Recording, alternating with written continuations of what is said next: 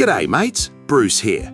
Right now, while you're watching this, money is quietly leaking out of your bank account. No emergency, no big purchase, just a slow, steady drip.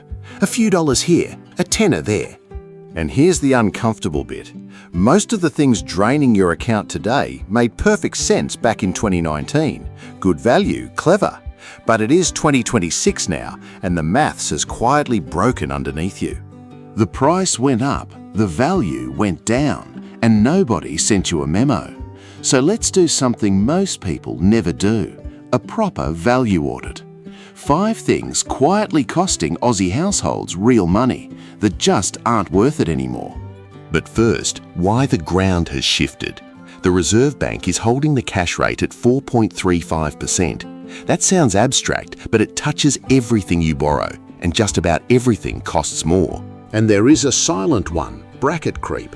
As your pay rises with inflation, it quietly pushes you into higher tax, so the taxman takes a bigger slice. You feel poorer, and you can't quite explain why. At rising power bills and council rates on top, and the squeeze is real. That is the backdrop. Now let's go find the leaks, one by one, and close them for good. Number 1. The subscription stack, the $10 trap. On its own, no single subscription feels dear. Streaming's around $14 a month now, but you're not paying for one.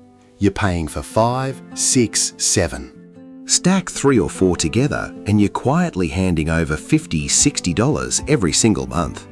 That's over $600 a year for content you half watch. Money gone and you barely noticed it leave. Here's the smart move. Stop treating subscriptions as permanent. Start churning. Sign up to one, binge what you want, then cancel before the next bill and rotate. You're not giving up the telly. You're just refusing to pay for the months you don't use. Number 2. Buy now, pay later for the weekly shop. It was sold as a treat. Spread the cost of shoes. Harmless. But look where it's gone. Over 40% of Aussies have used it, and now some are financing their groceries. Read that again. People are paying off their food shop. The danger isn't just debt. It's what they call payment fragmentation. Split a $100 shop into 4 payments and your brain stops registering the real cost. You feel like you're spending less. You're not. You're just spreading the pain so thin you can't see it. If you're using it to buy things you eat or use up before you've finished paying, that is the clearest red flag there is. Number 3. New car finance. For years, the dream was a shiny new car for a small monthly payment. That dream is dead and interest killed it. Dealer finance today often runs 7% or higher. The cheap monthly payment was always an illusion, a shiny number on the windscreen designed to stop you looking at the total cost. On a $30,000 car, you can pay thousands more than it is actually worth. Now the genuinely smart move, a 3-year-old version of that exact same car. Someone else has already worn the brutal first hit of depreciation for you. Same seats, same steering wheel, a fraction of the bleed. Number 4. Convenience delivery. Uber Eats, DoorDash, the magic of food at your door. Except the magic has a markup most people never add up. Watch what happens to a $15 burger. The menu price on the app is often bumped up. Then the delivery fee, the service fee, the small order fee, the tip. That $15 burger quietly becomes $25. And you do that, 2 or 3 times a week? That's a second weekly food shop gone in fees alone. I'm not saying never order in. Once a week is a treat. 4 times a week is a leak the size of a small holiday every single year. And number 5, the ghost gym membership. Almost a national tradition, a direct debit leaving your account every month, $60, $70 for a building you haven't set foot in since January. Now, plugging these leaks frees up real money, and the best place for it is your future, your super. But getting the contributions and the paperwork right trips people up, so I put the whole process in my guide. Link is in the description. Back to that gym. Why don't we cancel?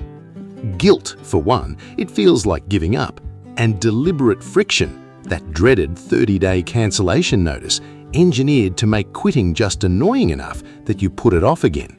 Be honest, mate. If you haven't been in 60 days, that isn't a gym membership, it is a donation. Cancel it today and put that $60 somewhere it actually works for you. So those are the 5 leaks. But here's what really matters, why any of this is worth caring about. On its own, each one looks trivial, a tenner, a delivery fee, a direct debit. But together, they drain something bigger. Your financial bandwidth. Think of your money like attention. When dozens of small, pointless payments are siphoning off your income, you've got nothing left for the big moves that actually change your life. Building an emergency fund, clearing high-interest debt, putting real money into super, finally getting ahead. The small leaks don't just cost you dollars, they cost you options. They keep you treading water so you never get to swim. So here's the real shift. Stop thinking of yourself as a consumer, a target for every clever subscription and frictionless payment plan. Start thinking of yourself as the protector of your own money. Someone whose money has a job and a destination. Someone whose default answer to just a tenner a month is a calm, unbothered, no thanks. That one word, used often, is worth a fortune. Because here's the lesson that ties all 5 together. In this country, wealth is rarely built on what you earn. The tax and the bills erode that. It is built in the gap between what comes in and what you let leak out. That gap is the only ground that is truly yours. Every subscription you churn, every ghost membership you cancel, you're not being tight, you're widening the gap. And that gap, year after year, is where every fortune quietly gets made. So this week, go find one leak, just one, and close it. That's it, one small win. Do that and you're already ahead of most. If this helped, hit subscribe and I'll see you next time.